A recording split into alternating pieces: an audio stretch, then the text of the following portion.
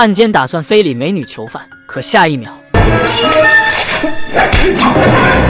杀了我，你也别想活着出去。美女说自己现在还不想走，还有话想要问他。告诉你，别打我的主意，我的嘴很严。嘴很严，我可不相信呢。女特工一脚踢飞汉奸，接着在汉奸身上使出了五虎断魂刀。1个小时后，我说，另一个日军少佐也好这口，来到监牢里打算非礼一个美貌村姑。这个家伙更会玩，掏出一瓶白酒，打算给美女灌醉了再下手。他按住女人的头，把整瓶白酒直接往她嘴里灌，呛得女人喷了他一脸。接着继续给女人灌酒，直到灌得差不多了，自己也喝了一口，接着摔碎了酒瓶。少佐感觉女人喝醉了，于是把女人松了绑，又把她架到了一边，还大喊让门口的2个哨兵进来一起，真是够变态的。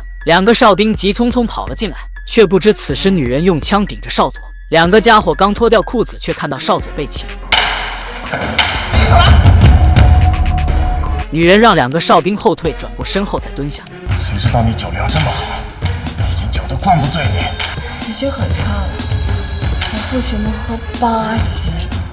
然后架着少佐往出走，出门口的时候一脚一个，把2个哨兵踢晕了。女人醉醺醺的一路挟持少佐，终于逃出了日军的地牢。你们说中国女人厉不厉害？